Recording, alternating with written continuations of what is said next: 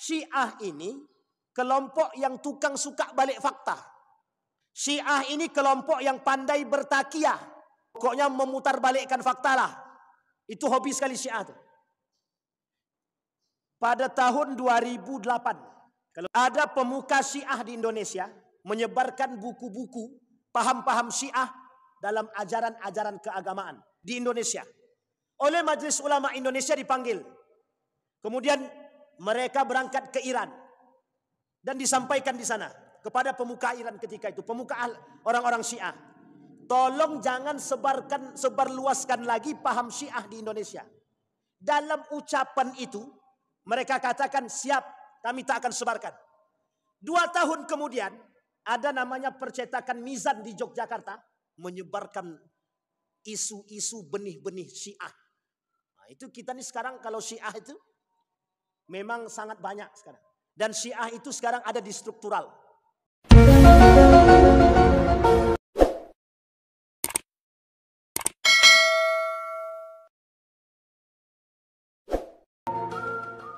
A'udzu billahi minasyaitonir rajim. Bismillahirrahmanirrahim. Assalamualaikum warahmatullahi wabarakatuh. Alhamdulillahi rabbil alamin. Alhamdulillahilladzi arsala rasulahu bil huda wa dinil haq liyudhhirahu 'alad dini kullih wa kafa billahi shahida. Asyhadu an la ilaha illallah wahdahu la syarika lah wa asyhadu anna Muhammadan 'abduhu wa rasuluh la nabiyya ba'd. Allahumma salli wa sallim wa barik ala hadzal nabiyil karim. Allahumma salli ala Muhammad wa ala ali Muhammad fil alamin innaka Hamidum Majid. Ya ayuhan nasu ittaqu rabbakum alladhi khalaqakum min nafsin wahidah wa khalaqa minha zawjaha wa batha minhuma rijalan katsiran wa nisaa'a wattaqullaha alladhi tasaaluna bihi wal arham innallaha kana 'alaikum raqiba. Wa qala Allah ta'ala ya ayyuhalladzina amanu ittaqullaha wa qulu qawlan sadida yuslih lakum a'malakum wa yaghfir lakum dhunubakum wa man yuti'illaha wa rasulahu faqad faza fawzan 'azima. Puji syukur kehadirat Allah dengan mengucapkan alhamdulillah rabbil alamin. Bersalawat kepada Nabi dengan mengucapkan Allahumma salli ala Muhammad wa ala ali Muhammad fil alamin innaka Hamidum Majid. Mudah-mudahan Allah memberkahi, Allah limpahkan rahmat dan karunia serta keberkahan. Insyaallah kita yang hadir husnul khatimah. Amin ya rabbal alamin. Baik Bapak Ibu sekalian yang berbahagia, di dalam hadis baginda Nabi Muhammad sallallahu alaihi wasallam yang dinukil oleh seorang ulama yang besar yang kelak melahirkan generasi yang besar setelah generasi yang besar. Ada 2 ulama terkenal di Indonesia, Hasyim Al-Asy'ari dan Kiai Haji Ahmad Dahlan.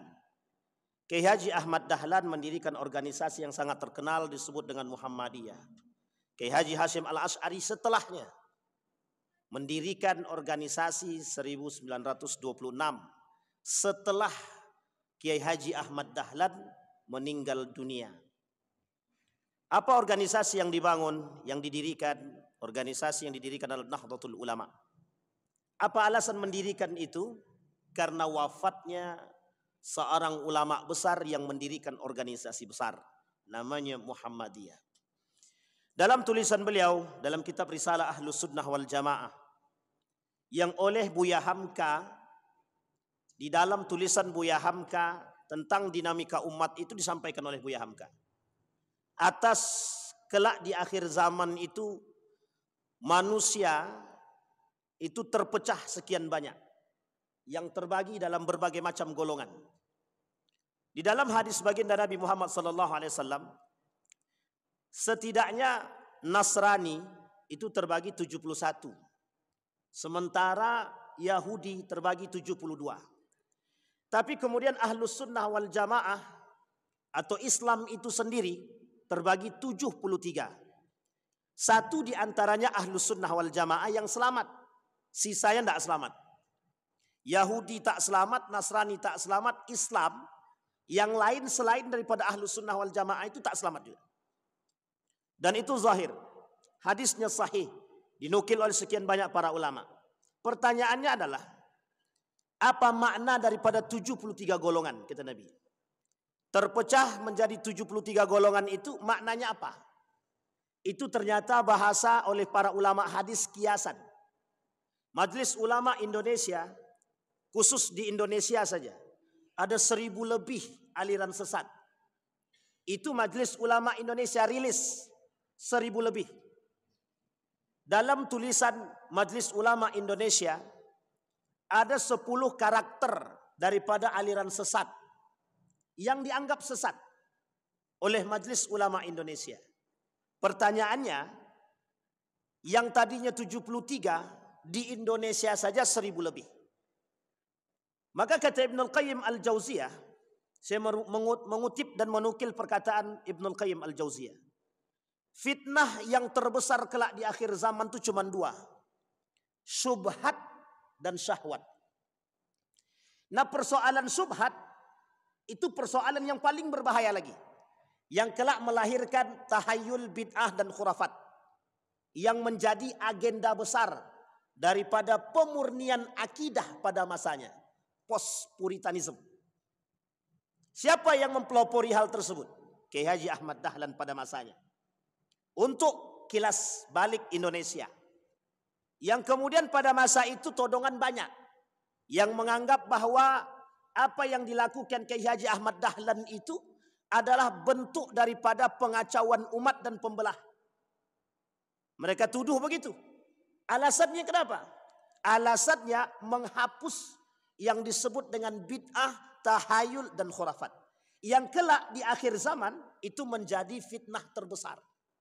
Dalam bahasa lain fitnah syubhat, anak daripada fitnah syubhat itu kelak ada namanya bid'ah. Dan Nabi bilang dalam hadisnya, kelak di akhir zaman itu kata Nabi, pelaku-pelaku bid'ah itu bertebaran. Dan sangat banyak sekali. Bapak Ibu sekalian yang berbahagia, pada masa baginda Nabi Muhammad SAW hidup, masa Nabi masih hidup, itu Nabi palsu setidaknya 7 orang pada masa Nabi hidup. Itu ada 7. Nabi masih hidup. Sampai Nabi bilang begini, satu ketika Nabi ingin memberikan harta rampasan kepada para sahabat, diberikan kepada para pejuang. Datang seorang pemuda bernama Dzul Khuwaisirah. Ini perlu diingat baik-baik nama ini. Dalam sejarah nama ini punya peran besar dalam memecah belah umat, termasuk membunuh para sahabat. Namanya Dzul Khuwaisirah. Dzul Khuwaisirah ini hidup pada masa Nabi. Ketika Nabi memberikan harta rampasan, itu kemudian dia bilang begini, "Hei Muhammad, i'dil." "Mala a'dil," kata Nabi Muhammad. Nabi dibilang, "Hei Muhammad," dia tidak pakai kata Rasul, tidak pakai kata Nabi, tidak. Dia bilang, "Hei Muhammad, yang adil dong," kata dia. Tapi kemudian Nabi bilang, "Kalau aku tak bisa berlaku adil, siapa yang bisa berlaku adil?" Kata Nabi. Kata Umar bin Khattab, "Pokoknya Nabi kita bunuh aja nih orang. Dak niat naktul," kata dia. Ini Umar bin Khattab, karakter dia. Umar paling anti dengan kesesatan, paling anti. Sehingga bagi Umar kesesatan itu, bagi pelaku kemusyrikan itu nyata. Bapak Ibu sekalian yang berbahagia, di dalam Al-Quran ada 3 kalimat yang harus kita pahami. Yang pertama ada yang disebut dengan kafaru. Kalimat kafaru ini itu disandarkan kepada siapa? Dalam Al-Quran ada disebut 2 golongan. Kafaru ini Yahudi wan Nasara. Pertanyaannya, Nasara ini siapa? Apakah Nasrani yang kita pahami hari ini? Kristiani? Bukan. Coba sandingkan kalimat itu dalam sejarah. Nasara itu bagian daripada orang-orang Yahudi yang pengikut daripada Nabi Isa, yang mengaku mengikuti Nabi Isa. Pertanyaannya, yang mengikuti Nabi Isa ini siapa? Bani Israel. Yang kelak dari Bani Israel ini muncul kelompok yang disebut dengan Yahudi. Maka para ulama Quran mengatakan yang disebut dengan kafaru ini siapa? Yahudi wan Nasara. Kemudian ada kalimat selanjutnya di dalam Al-Quran, namanya asyraku, yang diberi gelar musyrikun. Siapa musyrikun di situ? Ma'adal Yahud wan Nasara, selain daripada Yahudi dan Nasrani. Majusinya masuk. Maka ada yang mengatakan, mohon maaf jangan tersinggung, ada yang mengatakan majusinya hari ini tuh Syiah. Majusinya hari ini Syiah. Bahkan ada yang lebih frontal mengatakan, seorang alumni India dan mengambil jurusan Al-Quran di Universitas Islam Madinah. Apa kata dia? Musyrikunul yaum, orang musyrik hari ini itu majusil ad, majusi sekarang. Siapa mereka? India. Sampai berani dia katakan India. Kenapa dia katakan India? Laisan minan nasara, mereka bukan dari orang Nasara. Dan ini poin penting, Pak. Asyraku, orang-orang musyrik. Pertanyaannya, siapa orang-orang musyrik di sini? Yang menyembah selain daripada Allah. Atau orang muslim yang menyembah selain daripada Allah atau menduakan Allah. Masuk dalam kategori asyraku. Yang menyembah patung, musyrik. Yang menyembah matahari, musyrik. Yang menyembah api. Yang menyembah dan lain sebagainya. Masuk dalam kategori musyrikun. Ternyata yang dimaksud asyraku dalam Al-Quran adalah mereka ini. Nah, maka dikatakan majusinya dari golongan umat muslim itu, sebagian ulama mengatakan Syiah sekarang. Nah, tapi ini tak ada kaitan antara perang perang Israel dengan Iran ya. Nanti kapan-kapan kita sikat itu. Tapi poin pentingnya di situ, Pak. Asyrakunya di situ. Maka Yahudi dan Nasara dan asyraku orang-orang musyrik. Yahudi dan Nasara masuk dalam kalimat kafaru, orang-orang yang kafir.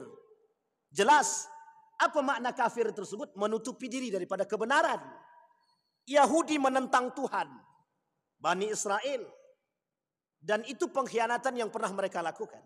Nasara sama. Yang menyalib Nabi Isa alaihissalam dalam pandangan mereka. Meskipun bukan Nabi Isa yang disalib.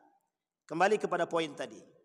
Pada masa Nabi Muhammad SAW, hidup bergandengan Yahudi, Nasara di Madinah.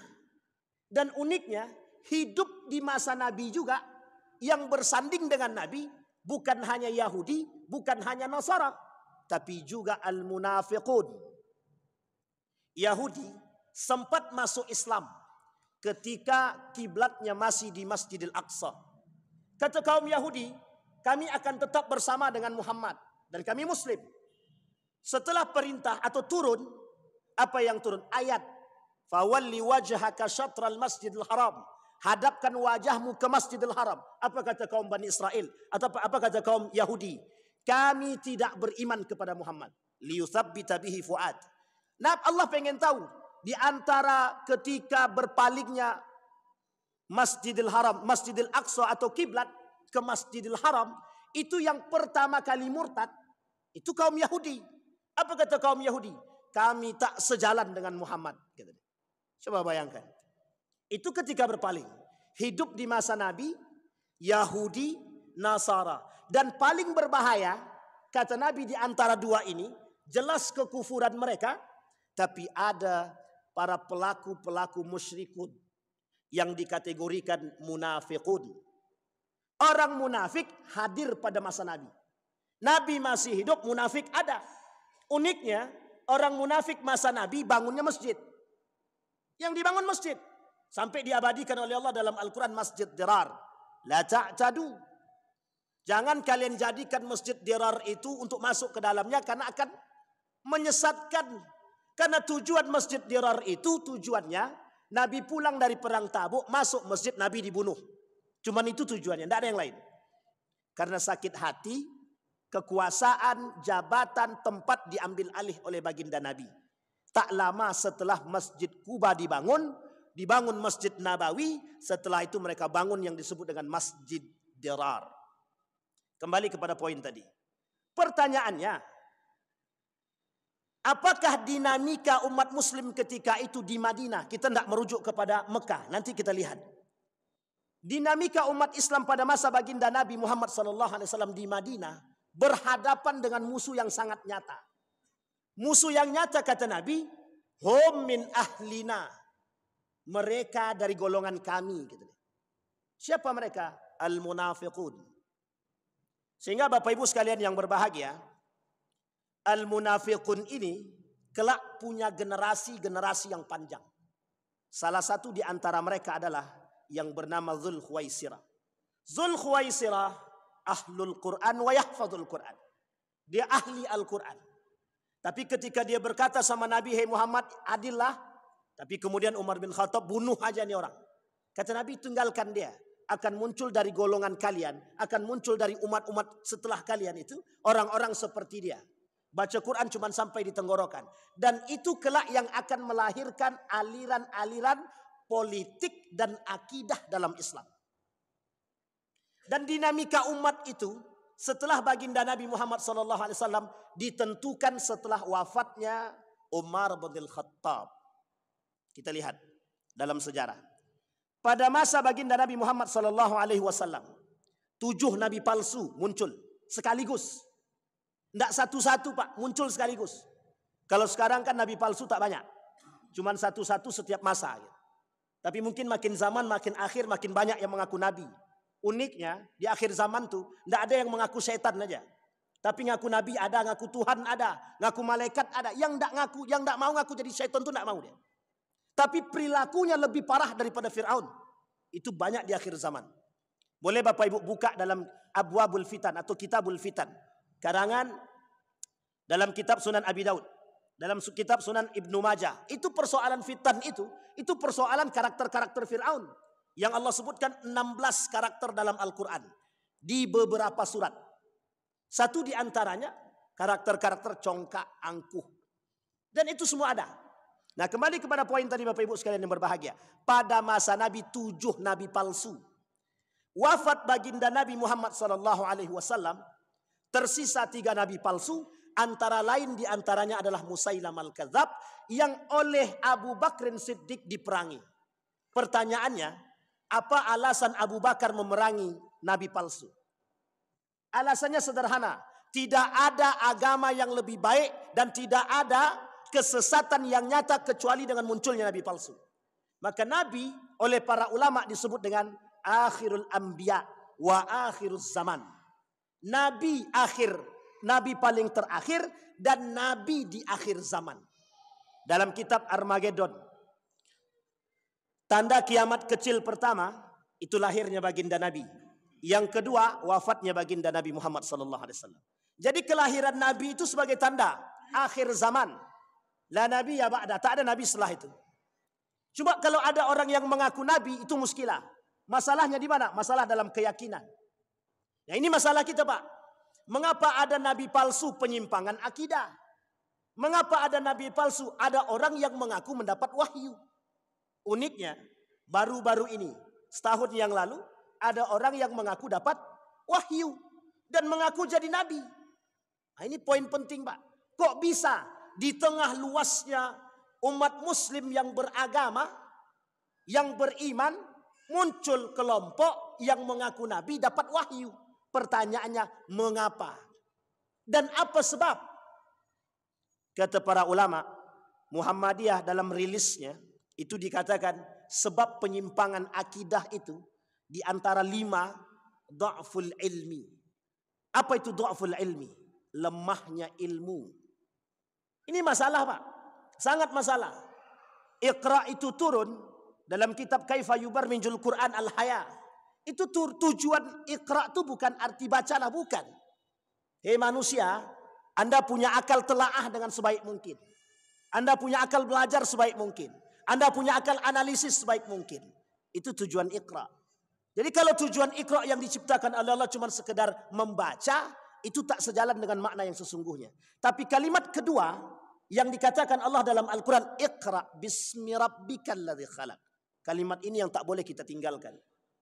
Ketika manusia dituntut untuk belajar, tapi ingat, kenal dulu dengan Tuhan. Sehingga ketika mereka beriman kepada Allah, kata Allah, wattaqullaha wa yu'allimukumullah. Orang yang belajar, maka dalam konsep perang pemikiran itu ada 2. Ilmu dibarengi dengan iman, iman dibarengi dengan ilmu. Ilmu tanpa iman itu mesti rusak. Mesti rusak. Banyak yang bergelar profesor tapi menyesatkan itu banyak. Banyak sekali. Tak perlu saya sebutkan. Kalau saya sebutkan kaget semua kita.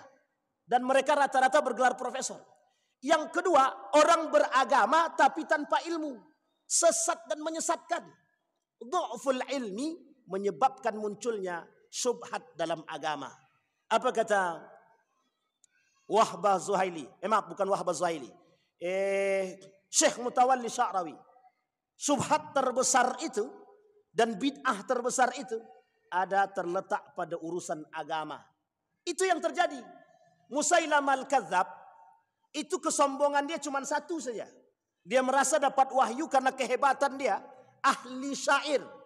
Waktu itu orang yang ahli syair itu sangat terhormat sekali. Sehingga oleh Musailamah al-Kadzab merasa punya kelebihan dalam syair, merasa punya kelebihan dalam bahasa Arab. Dia coba buat syair tentang tandingan Al-Quran. Lebih tepatnya dalam ilmu gajah. Di Al-Quran ada al-fil. Mereka buat juga al-fil. Tapi maknanya berbeda. Diketawakan oleh pengikutnya Musailamah al-Kadzab. Ngamuk dia. Kata Musailamah al-Kadzab, kalian ketawakan pemimpin kalian, nabi kalian. Oleh Abu Bakar diperangi, Pak. Jadi pekerjaan Abu Bakar ketika itu berat. Sangat berat sekali. Kita sekarang ini tidak terlalu berat perjuangan kita. Karena pada masa itu, kalau tidak diperangi oleh Abu Bakar, maka bisa dipastikan Islam tak akan pernah kita dengar. Satu. Yang kedua, yang diperangi oleh Abu Bakar, orang-orang murtad. Yang ketiga, orang yang tak mau bayar zakat. Ketiga-tiga poin ini, itu kalau tidak diperangi oleh Abu Bakar pada masanya, itu rusak, serusak-rusak. Ketika baginda Nabi wafat, di Mekah, setengah penduduk Mekah murtad. Uniknya di Madinah, Abu Bakar ada, Umar ada, hampir mayoritas itu bertahan, tapi sebagian kecil murtad. Nabi masih ada di situ jasadnya, belum dikuburkan. Coba bayangkan, pertikaian terjadi di antara mereka dalam kondisi Nabi belum dikuburkan. Jadi Bapak Ibu sekalian yang berbahagia, banyak penyebab munculnya dinamika umat Islam pada masa itu. Sehingga baginda Nabi harus berhadapan betul dengan kaum kufar. Orang Yahudi dengan congkaknya. Sampai Nabi mengusir mereka dari Madinah. Uniknya, kata Nabi, ada orang dari golonganku justru ingin menghancurkan diriku. Namanya al-munafiqun. Dan ini disebutkan dalam Al-Quran di berbagai macam ayat. Dan di berbagai macam surat. Ada di surat Taubah. Ada satu buku judulnya Al-Nifaq wal Munafiqun fi Dawi Surat Taubah. Ada namanya Al-Munafiqun. Dalam surat Al-Munafiqun itu sendiri. Sampai saking seriusnya Allah memberikan persoalan munafik ini turun satu surat. Dalam surat itu bernama Al-Munafiqun. Pertanyaannya, Al-Munafiqun ini dari golongan umat muslimkah atau munafikkah? Dari golongan umat muslimkah atau orang kafirkah? Munafikun ini kafir atau orang muslim? Syekh Saleh Fauzan dalam kitabnya Aqidah. Syekh Saleh Fauzan dalam kitabnya Aqidah menuliskan an-nifaq terbagi dua. Nifaqul asghar wal akbar. Dan itu dari golongan orang-orang muslim. Izharul Islam wa ibtalul kufri. Munafik semua. Pertanyaannya adalah, kapan munculnya aliran-aliran itu? Apakah secara eksplisit muncul pada masa Nabi? Tak. Pada masa Nabi benih-benih kerusakan itu muncul. Tapi lebih tepatnya setelah wafatnya Umar bin Khattab. Jadi Umar bin Khattab oleh Nabi disebut sebagai pintu. Pintu penghalang fitnah.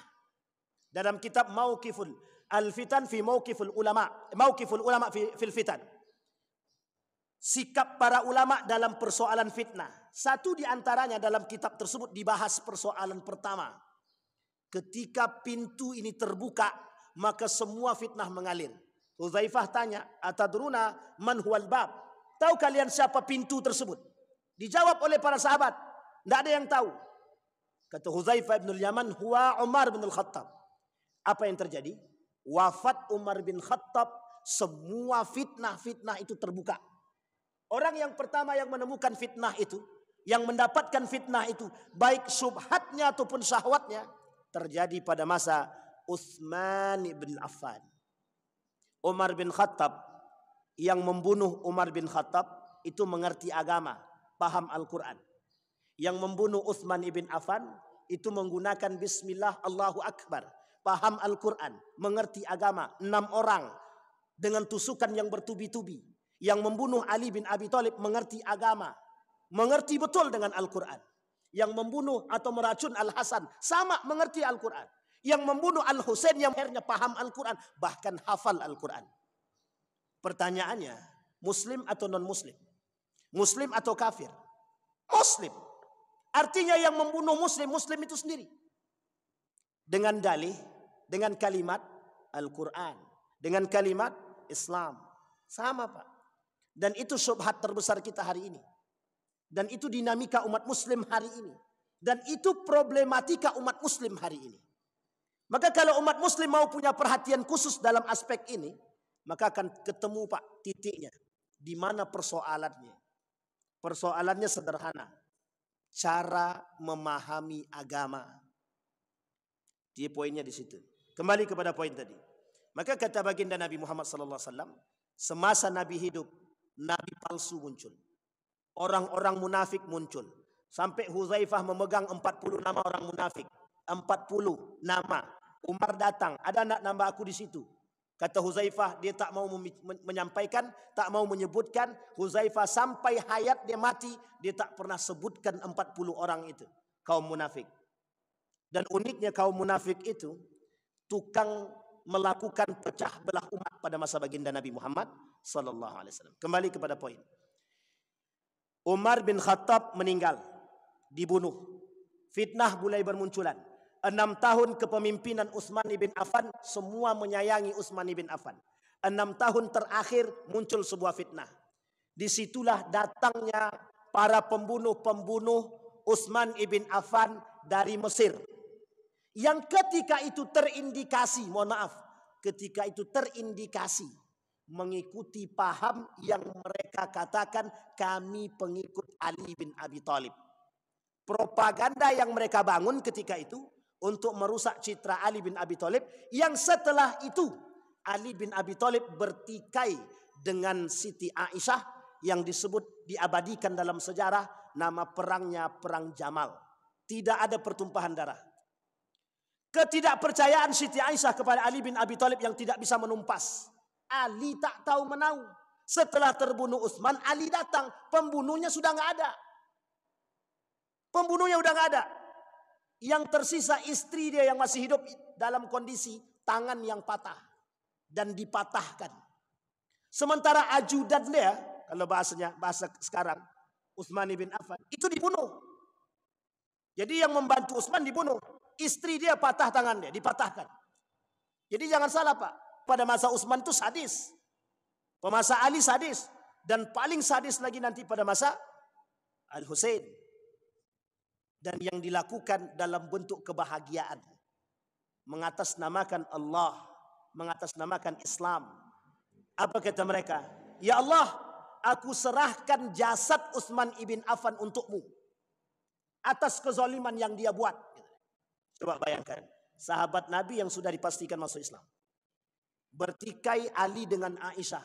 Karena Ali oleh Nabi sudah disampaikan dalam hadis. Kata Nabi kepada Ali bin Abi Thalib, sini. Kelak engkau akan bertikai dengan Ummul Mukminin. Langsung galau Ali bin Abi Thalib. Maksudnya, waktu itu saya celakakah? Dia bertanya sama Nabi. Jawab Nabi, tidak. Engkau akan menang atas diri dia. Dan jika engkau masih dapatkan dia, letakkan dia kembali di tempatnya. Betul Pak. Ali menang atas Aisyah. Ali biarkan Aisyah kembali ke Madinah. Dan Aisyah tetap di Madinah. Ali pindahkan kerajaan sistem khalifah ketika itu dari Madinah pindah ke Kufah yang hari ini kita sebut sebagai Irak, yang dulunya Babilonia. Ini sejarah nih Bapak Ibu, perlu dipahami. Singkat cerita, ini singkat cerita aja nih Pak.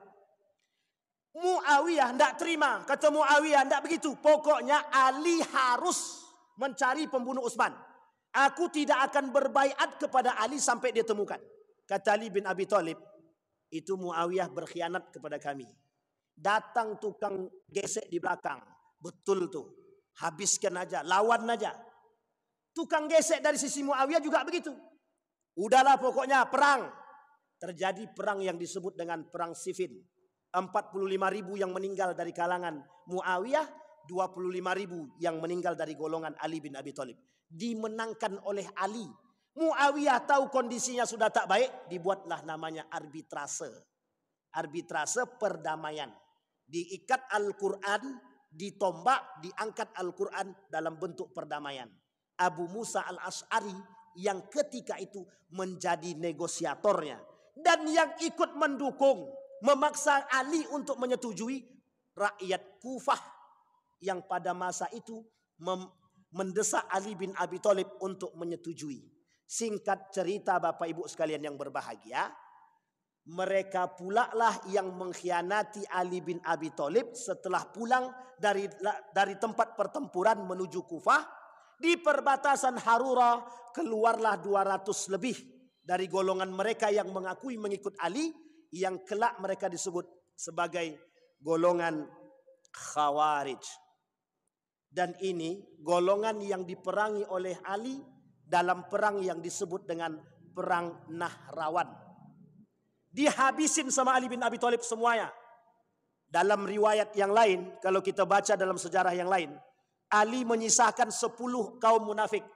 10 kaum Khawarij itu disisakan 10. Dalam riwayat yang lain dihabisin semua oleh Ali bin Abi Thalib. Tidak ada yang ditinggalkan. Tapi ulama lebih condong pada yang 10. Yang 10 ini bukan ditinggalkan, tapi lari kalang kabut. Satu di antara mereka anak daripada Dzul Khuwaisirah. Yang ketika itu dalam perang Khawarij itu Dzul Khuwaisirah terbunuh. Dan anaknya lari, kelak yang akan membunuh Al-Husain pada perang Karbala, dan dia mengikuti itu. Di mana? Perbatasan dekat Kufah. Jadi Bapak Ibu sekalian yang berbahagia, Nabi pernah bilang begini dalam hadisnya. Kelak akan muncul 3 kekuatan Islam yang besar. Yang pertama dari Irak, yang kedua dari Yaman, yang ketiga dari Palestina. Dari Irak, kata para ulama, tidak bisa dijadikan sandaran karena banyak di antara mereka para pengkhianat. Yang dari Yaman tak memiliki kekuatan yang lebih, tapi memang Yaman selalu membantu. Dan yang ketiga dari Palestina, Syam. Palestina, Yordania, Suriah, kemudian satu lagi Libanon. Ini kekuatan Muslim akan muncul dari sini. Kembali kepada poin tadi. Meninggal Utsman bin Affan, bertikai Ali dengan Aisyah, bertikai juga Ali dengan Muawiyah. Disinilah Bapak Ibu sekalian yang berbahagia, secara eksplisit umat Muslim mulai terpecah. Muncul kelompok pertama yang disebut dengan Khawarij.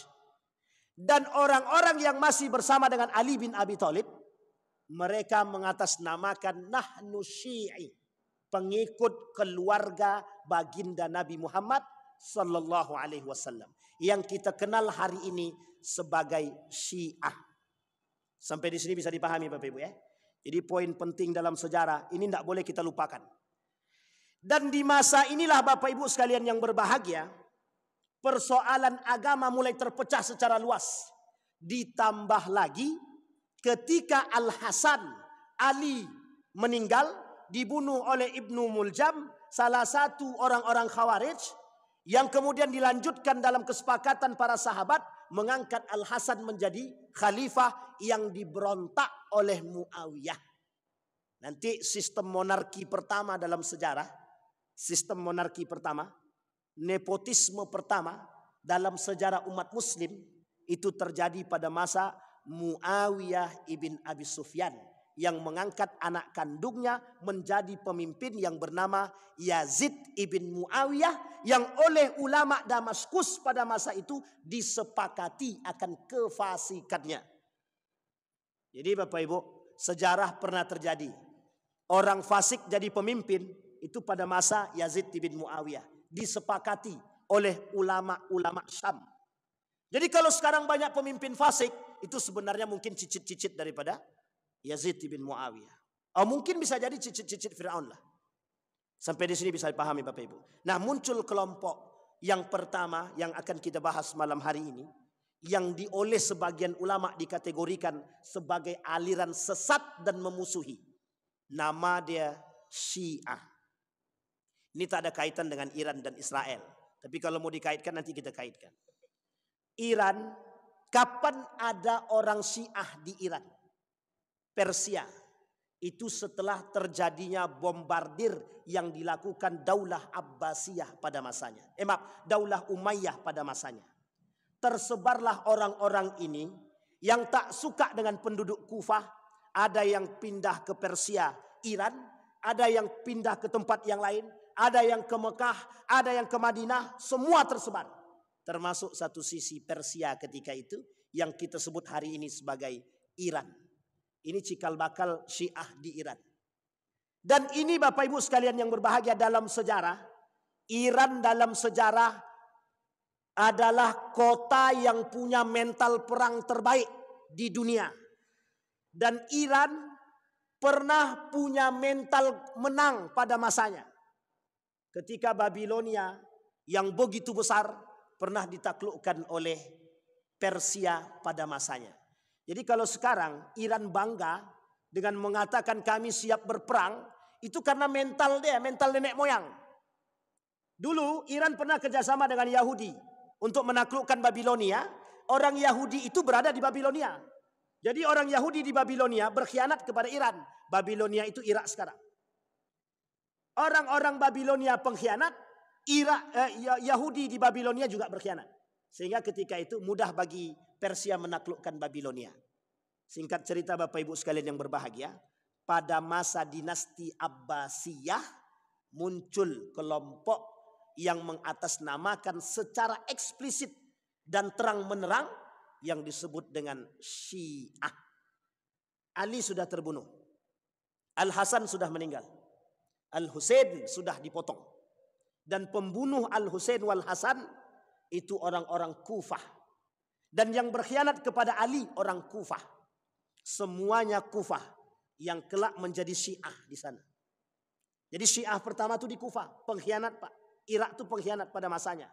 Kalau sekarang wallahu alam, tapi oleh sebagian para pengamat tetap pengkhianat. Karena mereka pernah meminta surat, melayangkan surat kepada Al-Husain untuk kembali ke Irak untuk memberontak kepada Yazid bin Muawiyah. Oleh Yazid ditekan, kalau kalian mau selamat, anak istri kalian masih bisa makan, balik arah. Udah pulang, bubar. Bubar semua. Semua berkhianat kepada Al-Husain. Karena sudah di tengah jalan, mau tak mau lanjut. Akhirnya diarahkan ke Karbala, dibunuh di situ. Dan pembunuhan tersadis dalam Islam itu masuk dalam kategori pembunuhan Al-Husain. Yang oleh Nabi sudah disampaikan ketika Nabi mencium leher daripada Al-Husain. Dan Nabi pernah mencium bibir Al-Hasan. Al-Husain iri sama Nabi, sama Al-Hasan. Kenapa kok Al-Hasan dicium bibirnya sementara aku leher? Disampaikan oleh Nabi kepada anaknya Fatimah. Kelak cucuku akan mati, meninggal setelah melakukan perdamaian. Betul Pak. Al-Hasan itu yang mendamaikan. Dan diracun, dicium di bibir karena kelak diracun. Dicium di leher karena kelak lehernya putus. Dan pembunuh-pembunuh ini, insya Allah kapan waktu kita kaji tentang Karbala. Biar Bapak Ibu tahu sejarah Karbala itu yang sangat-sangat menyakitkan, menyedihkan banget. Uniknya dalam sejarah Karbala itu, anaknya Al-Husain itu, yang baru lahir 6 bulan, itu di samping medan perang di pinggiran Karbala, itu ada sungai. Sedang minum ditembak pakai panah, tembus Pak lehernya leher daripada anak daripada Al-Husain. Cara membunuhnya begitu Pak. Dalam bayangan mereka yang membunuh Al-Husain itu, biar Bapak Ibu tahu, itu mereka membunuh Bismillahi Allahu Akbar. Coba bayangkan. Itu dalam aspek sejarah begitu disampaikan. Maka kalau sekarang kita temukan ada umat muslim membunuh muslim dengan ucapan Bismillah, itu sebenarnya bagian daripada perbuatan yang sama. Dan itu yang terjadi sekarang. Tapi uniknya, sejarah itu terulang. Fir'aun tak disebutkan nama asli. Tujuannya satu saja. Karakter Fir'aun pasti akan terulang. Dan sekarang sudah banyak Fir'aun yang lain. Qarun, banyak Qarun sekarang. Kemudian Haman, penasehat-penasehat ulung dalam kemusyrikan dan kemaksiatan. Itu banyak Pak. Dan tidak disebutkan nama asli. Karena kelak karakter itu pasti akan terulang. Sama Pak. Dan itu disampaikan oleh Allah dalam Al-Quran. Nah Bapak Ibu sekalian yang berbahagia. Ada kelompok yang disebut dengan Syiah. Yang mengaku sebagai pengikut Ali bin Abi Thalib. Di masa Ali masih hidup, mereka sudah mengaku pengikut Ali, tapi Ali kata saya bukan Syiah. Ali pernah berkata bahwa diri dia bukan Syiah. Setelah Ali meninggal, deklarasi Syiah itu lebih tepatnya pada masa dinasti Abbasiyah ketika Al-Abbas berhasil menumpas kezaliman yang dilakukan oleh dinasti Umayyah. Ini sebenarnya perang saudara karena rasa sakit hati. Abbasiyah sakit hati dengan Umayyah karena merebut paksa kekuasaan dari keluarga Nabi. Al-Abbas merasa dari keluarga Nabi harus mengambil paksa kekuasaan itu dari dinasti Umayyah. Jadi perangnya sama, perang saudara. Jadi perang itu sudah perang saudara, umat muslim dengan muslim. Abbasiyah mengambil dari dinasti Umayyah. Kelak Mongol, Andalusia sama Pak. Mongol mengambil paksa kerajaan Abbasiyah pada masanya. Disebabkan ketidakpercayaan umat muslim kerajaan kecil yang berada di sekitar Abbasiyah. Termasuk ketika itu kerajaan At-Turk. Itu kerajaan kecil di Turki yang kelak yang akan mengambil alih dalam dinasti Utsmaniyah setelah beberapa tahun yang akan datang. Jadi Bapak Ibu sekalian yang berbahagia, kita ini selalu diselimuti dengan perang saudara. Uniknya, para kaum munafik yang masuk ke dalam itu yang menjadikan provokatornya di situ. Syiah yang memprovokator untuk berperang. Kemudian Syiah juga yang memprovokator lawan untuk berperang. Jadi terjadi adu domba. Kapan Syiah punya pemahaman yang sesat dan menyesatkan? Bukan pada masa dinasti Abbasiyah. Lebih tepatnya setelahnya. Jadi pemahaman Syiah atau sesatnya akidah Syiah itu nanti setelah dinasti Abbasiyah, lebih tepatnya di akhir kepemimpinan dinasti Abbasiyah. Apa kesesatan yang paling nyata?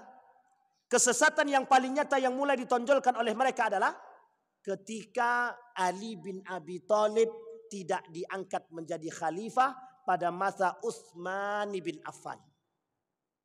Jadi sakit hatinya sudah mulai tertanam lama. Ada kelompok yang menghasut dalam bentuk provokasi, tapi tidak digubris oleh Ali bin Abi Thalib. Setelah wafat Ali baru digubris. Yang menggubris kebetulan orang-orang mereka yang memaksa Al-Hasan untuk berperang. Yang memaksa Al-Hasan untuk berperang dan yang memaksa Al-Husain untuk tetap ikut. Uniknya Bapak Ibu sekalian yang berbahagia, semenjak Ali bin Abi Thalib tidak diangkat menjadi khalifah, dalam latar kalimat yang disampaikan oleh baginda Nabi Muhammad SAW, Maula ya Ali. Kata Nabi kepada Ali bin Abi Thalib dalam perkumpulan para jamaah dalam haji ketika itu, dipanggil Ali, Ali maju ke depan. Barang siapa yang memuliakan Ali, maka dia telah memuliakanku, kata baginda Nabi. Kalimat ini dipahami oleh kelompok pengikut Ali sebagai latar bahwa Ali lah yang paling berhak menjadi pemimpin setelah baginda Nabi Muhammad SAW. Oleh Abu Bakar, ini Abu Bakar Bapak Ibu, kata mereka, nanti kita lihat sejarahnya dalam kitab Nahjul Balaghah dan dalam kitabnya, saya lupa nama kitabnya itu ada dalam kitab itu. Apa kata mereka? Abu Bakar dengan Umar bin Khattab memaksa masuk ke rumah Ali bin Abi Thalib dan Fatimah. Singkat cerita, mereka paksa Fatimah untuk berbaiat kepada Ali bin Abi Thalib. Berbaiat kepada Abu Bakar Siddiq. Tapi Fatimah tidak mau karena baru meninggal ayah tercinta. Singkat cerita, dalam kitab As-Saqifah namanya. Dalam kitab itu didorong oleh Umar bin Khattab pintu rumahnya Fatimah mengenai kepala Fatimah, kemudian Fatimah jatuh. Pintu tersebut berada di atas badan Fatimah, diinjaklah oleh Umar bin Khattab sampai dia wafat. Ini fitnahnya kaum Syiah terhadap Umar bin Khattab dan Abu Bakar ketika mereka meminta baiat kepada Ali bin Abi Thalib dan Fatimah. Sampai akhir hayat memang Fatimah tidak berbaiat kepada Abu Bakar. Ada alasan, ada. Karena Fatimah ketika itu sampai pada masa 6 bulan belum sanggup untuk keluar karena kesedihan yang dialami atas wafatnya ayahanda. Jadi Bapak Ibu sekalian yang berbahagia, Syiah ini kelompok yang tukang suka balik fakta. Nah, ini kalau dikait-kaitkan kan enak sebenarnya Bapak Ibu. Syiah ini kelompok yang pandai bertakiyah. Tahu Bapak Ibu takiyah ya? Pokoknya memutarbalikkan fakta lah. Itu hobi sekali Syiah tuh. Pada tahun 2008, kalau saya tak khilaf, ada pemuka Syiah di Indonesia menyebarkan buku-buku paham-paham Syiah dalam ajaran-ajaran keagamaan di Indonesia. Oleh Majelis Ulama Indonesia dipanggil. Kemudian mereka berangkat ke Iran dan disampaikan di sana kepada pemuka Iran ketika itu, pemuka orang-orang Syiah. Tolong jangan sebarluaskan lagi paham Syiah di Indonesia. Dalam ucapan itu mereka katakan siap, kami tak akan sebarkan. 2 tahun kemudian ada namanya percetakan Mizan di Yogyakarta menyebarkan isu-isu benih-benih Syiah. Nah, itu kita nih sekarang kalau Syiah itu memang sangat banyak sekarang. Dan Syiah itu sekarang ada di struktural. Banyak. Dulu di Pekanbaru ini ada namanya Ustadz, pernah datang ke sini Ustadz Sofwan. Yang pernah diusir oleh Ustadz Roni Chandra. Yang mengisi di hari Rabu. Itu pakar Syiahnya Riau yang dikenal. Yang mengusir Ustadz Sofwan itu. Dan mereka pandai bertakiyah. Mereka tak mau berdebat dalam urusan sholat. Tapi mereka mau berdebat dalam urusan filsafat. Dan itu berperang dalam filsafat. Tujuannya satu saja. Membuat pola pikir kita yang sunni ini untuk berubah. Sehingga mereka perang sunni dan Syiah ini terus berkelanjutan. Seorang pakar tafsir. Namanya, siapa namanya itu? Penulis kitab tafsir Al-Misbah. Quraisy Shihab. Dalam tulisannya dia tulis begini. Mungkinkah Sunni dan Syiah bersatu? Kalimat itu diulang oleh Ali Khumaini beberapa waktu yang lalu. Hei orang-orang Syiah, udah tidak saatnya kalian untuk menyebarluaskan paham Syiah ke Sunni. Saatnya kita bersatu. Sampai di sini paham Bapak Ibu? Yang dibuat oleh Syiah ketika itu dalam kedustaan yang nyata. Syiah tak akan mungkin bersatu dengan Sunni. Itu tidak mungkin.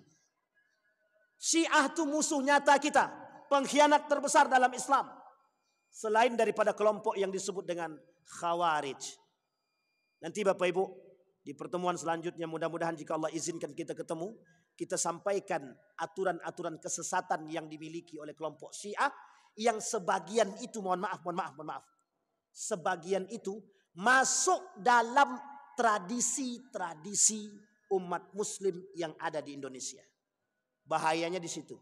Itu bagian daripada bid'ah dan syubhat yang harus menjadi perhatian kita kelak terhadap kelompok-kelompok Syiah. Apa kata Erdogan dalam satu pemahaman? Israel itu musuh yang nyata. Kita tetap harus melawan. Tapi Syiah juga musuh kita. Kita harus siap bersikap dengan mereka. Artinya apa? Mendukung Iran saat ini mungkin bagian daripada perbuatan, sikap. Tapi berhati-hati atas problem ideologi Syiah, wajib lebih waspada. Itu Erdogan yang bilang, bukan saya. Tapi saya cuma mentafsirkan maknanya. Kenapa demikian? Ketakutan paham Syiah itu jelas. Jangan salah Bapak Ibu. Syiah itu punya model politik yang tak bisa kita tebak kadang-kadang. Kapan waktu kita bahas dulu kesesatan-kesesatan Syiah. Dan berapa banyak terbagi mereka yang ada di Indonesia. Dan bagaimana sikap Majelis Ulama Indonesia terhadap sikapnya kelompok-kelompok Syiah. Mudah-mudahan ada manfaat bagi kita semua. Mudah-mudahan bisa diambil pelajaran. Mudah-mudahan kita punya sikap yang baik terhadap aliran-aliran dan golongan-golongan yang menyesatkan. InsyaAllah kita semua husnul khatimah. Fa'tabiru ya ulil absar la'allakum tuflihun. Assalamualaikum warahmatullahi wabarakatuh.